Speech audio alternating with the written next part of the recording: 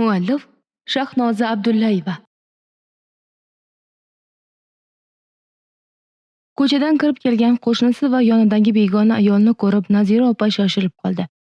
"Kelinglar, kelinglar" deganicha qo'lini yuvishga tushdi. Qo'llarini yuvib toza sochiqqa artib kelgan Nazira opa mehmonlar bilan ko'rishib mehmonxonaga boshladi. Dasturxon atrofida duo qilishgach, Nazira opa "Xush kelibsizlar" deya savol nazari bilan Azizaga qaradi. Aziza esa "Sen boshla" degan kabi Sharofatga qaradi. Sharofat Nazira opani ko'ngliga tegib ketmaslik uchun sekin gapirib boshladi.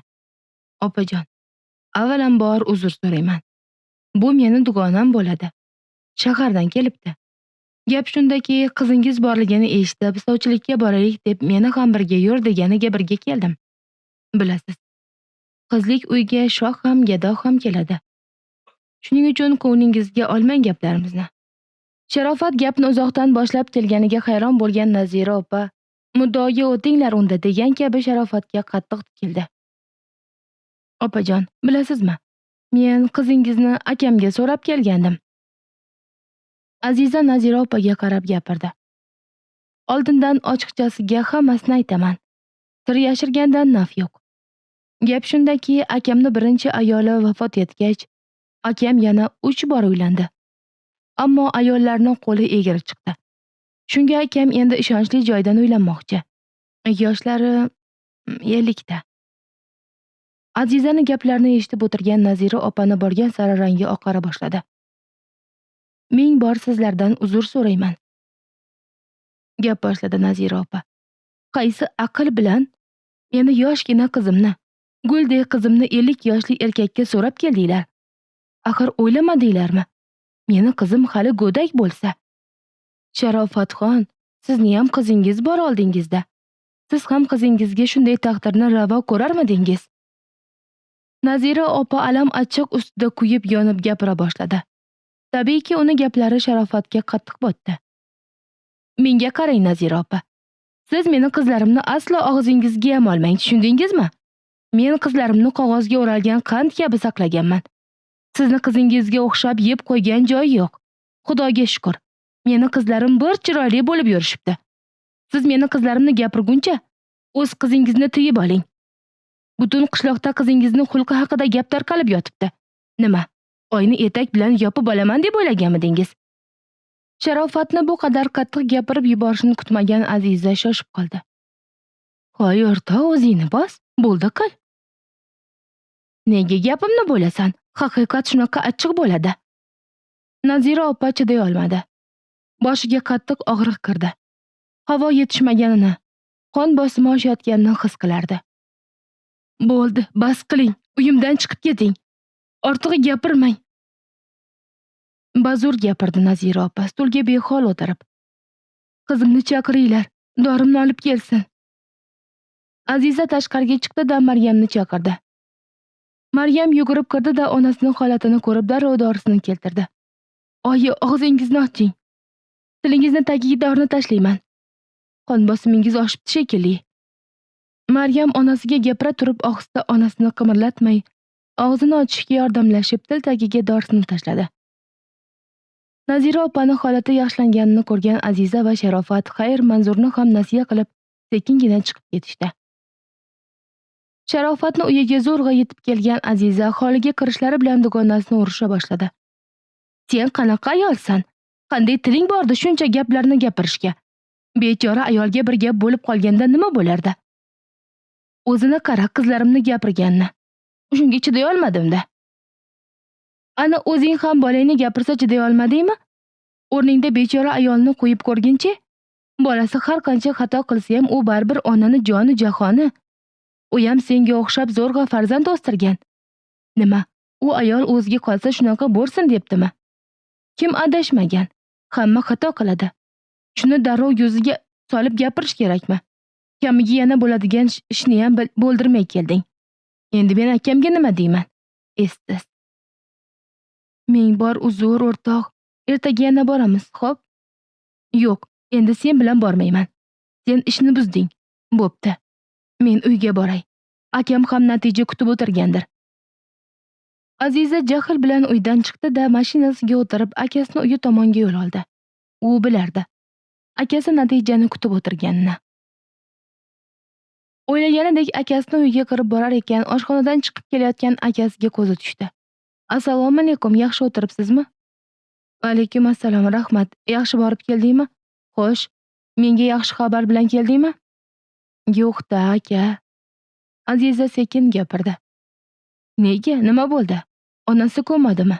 Gapirsang-chi. Aka, bilasizmi, u qiznikiga dugonam bilan borgandik. Dugonam onasi bilan tortishib qoldi. Keyin u ayolning qon bosimi ko'tarilib ketdi. Dugonam bilan zo'rg'a chiqib oldik. Lekin-chi aka, qizni ko'rdim. Chiroyli qiz, ko'rinishi, odobi joyida. Rostdanmi? Shunday yaxshi qiz bo'lsa, qanday qilib bu xatoni qildi ekan-a? O'ziga o'zi gapirdi Ma'ruf. Menga qara singlim, ertaga ikkimiz birga boramiz. Men o'zim qizni onasi bilan gaplashaman. Bir martada roziligini olib tezroq uyga olib kelaman. Ortiqcha narsa kerak emas, faqat nikoh bo'lsa bo'ldi. Sen hozir uyingga boraver, ertaga kelasan. Xo'p, aka, unda ertaga ko'rishguncha. Aziza akasi bilan xayrlashib uyiga yo'l oldi. Sovchilar ketgandan so'ng ancha vaqtgacha Nazira opa jim o'tirdi. Oldida parvona bo'lib yurgan Maryamga bir og'iz ham gapirmadi. U qattiq iztirobda, ruhiy stressga tushib qolgandi. Ko'z oldidan shu vaqtgacha bo'lgan hayoti o'ta boshladi. Turmush o'rtog'ini Maryam kichkinaligida to'satdan vafot etgani, Maryamni qiyinchilik bilan bir o'zi, ayol boshi bilan katta qilganlari, alal oqibat qizini orqasidan eshitmagan gaplari qolmaganligi. Axiyri Nazira opa shart o'rnidan turdi-da, Maryamga qarab gap boshladi. Menga qara, gapimni eshit. Bugungi kelgan ayol yana kelsa, seni o'sha erkakka beraman. Yuzing shuvit bo'lganiga yarasha, hech bo'lmasa oilali bo'l. Seni endi yosh yigit olmaydi. Senga faqat shunaqa erkaklardan xaridor chiqadi. Shunday ekan, boshqa ilojimiz yo'q. O'sha odamga tegasan. Maryam o'ylanib turdi. Xo'p, oyi, dedi yerga qarab. Siz nima desangiz shu. Hamma aytganingizga roziman. O'sha erkakka tegishga ham roziman, faqat siz mendan rozi bo'lsangiz bo'ldi. Meni kechirsangiz bas, iltimos. Men ahmoq qizingizni kechiring. Sizga farzand bo'lib faqat tashvish keltirdim. Bundan keyin siz nima desangiz hammasiga roziman. O'sha siz aytgan odamga turmushga chiqishga ham roziman. Maryam tinmay yig'lar, o'zidan o'tayotganini o'zi bilardi.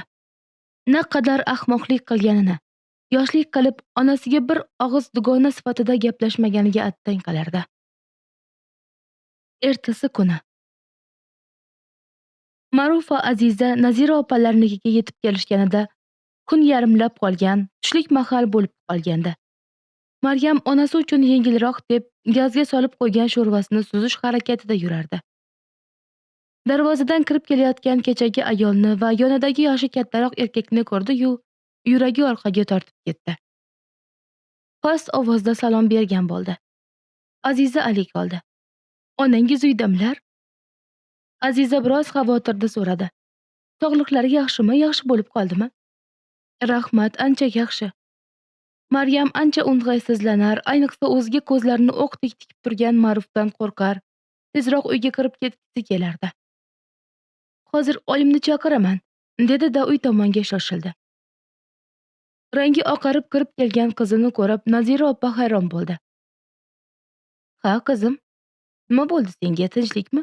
Nimaga ranging oqarib ketdi? Oyi, bilasizmi, tashqarida anavi. Nega chaynalasan? Gapir, tinchlikmi? Kim? Nima bo'ldi? Kechagi ayol kelibdi. Yonida bitta amaki ham bor. Nima? Nazira opa shoshib o'rnidan turdi. Uyoq-buyog'ini tuzatdi. Keyin sekin tashqariga yo'l oldi. Tashqarida turgan aka-singilga ko'zi tushib biroz g'alati bo'ldi-yu, nima bo'lsa bo'lar deb o'zini dadillikka olib Aziza bilan ko'rishmoqlik uchun u tomonga yuzlandi. Assalomu alaykum opajon, yaxshi bo'lib qoldingizmi? Aziza salom berib Nazira opa tomonga qadam tashladi. Va alaykum assalom, kelinglar. Xush kelibsizlar. O'zingiz yaxshimisiz? Nazira opa ham chiroyli javob qaytarib, ularni mehmonxonaga boshladi.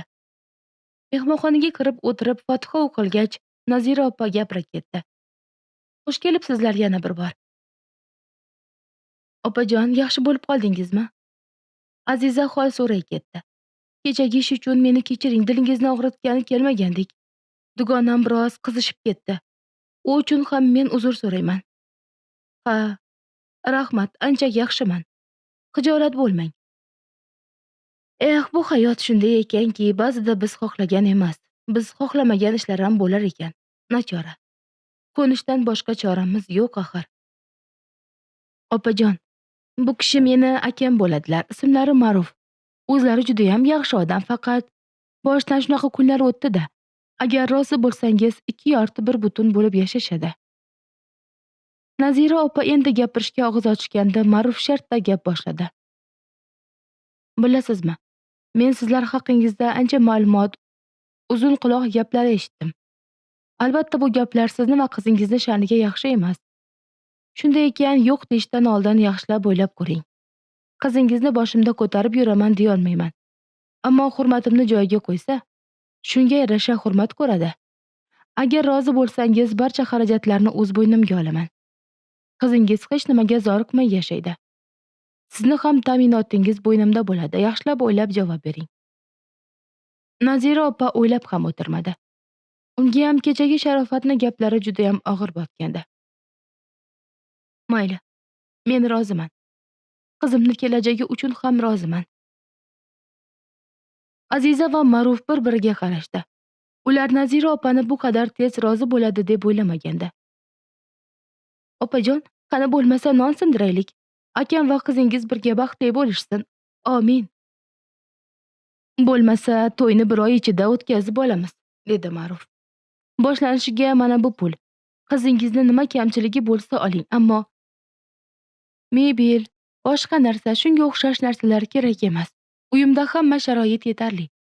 Qizingizga o'zi xohlagan narsasini olib bering, deya stol ustiga bir dasta dollarni tashladi. Nazira opa og'zini ham ocha olmay qoldi. Birpasda bo'lib o'tgan bu ishlar aqlini shoshirib qo'ygandi. Mayli, bizga ruxsat endi, Xudo xola. Sizlar tayyorgarlik ko'raveringlar bemalol. Aziza va Ma'ruf ruxsat so'rab chiqib ketishar ekan. Ma'ruf orqasiga qarab Maryamni qidirardi. Xuddi shu payt xonasining derazasidan o'zlarini kuzatib turgan Maryamga ko'zi tushdi. O'ziga qattiq nigohlar bilan qaragan Ma'rufni ko'rgan Maryamning ichi zim-ziyo hissiz qo'g'irchoq misoli turardi. Aka-singil chiqib ketishgach, Maryam onasining oldiga mehmonxonaga kirdi. Onasi chuqur o'yga tolib o'tirardi. Oyi. Nazira opa Maryamga afsuslangan namo qaradi. Meni nodon qizim-a. Kimlarga, qanday yigitlarga loyiq eding-a? O'zingni hayotingni o'zing barbod qilding. Bir oy ichida to'y qilib olib ketaman deyapti. Mana endi tenging 50 yoshli odam. Ammo mard odam ekan. Hamma xarajatlarga ham pul tashlab ketdi. Ana endi tayyorgarligingni ko'r. Maryam onasiga lom-lom deb og'iz ocha olmadi. Chunki onasi haq edi. Nima bo'lganda ham endi qilgan ishlarini jazosini shu tariqa tortadi.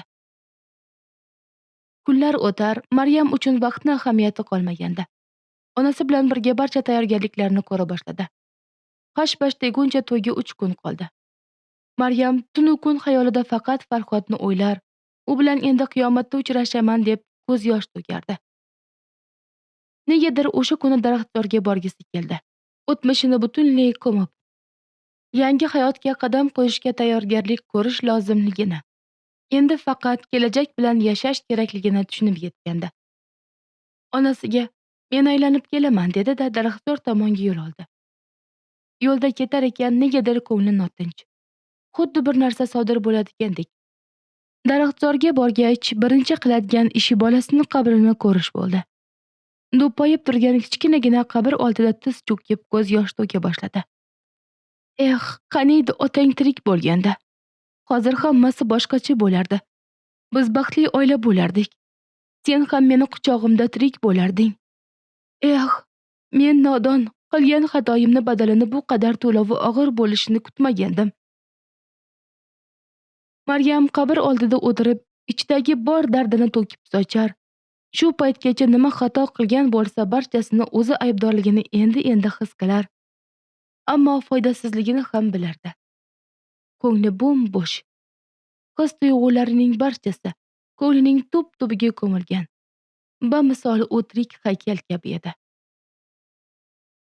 Qabr oldida qancha o'tirdi bilmaydi. Atrofga asta-sekin oqshom cho'ka boshlagach, sekin o'rnidan turdi.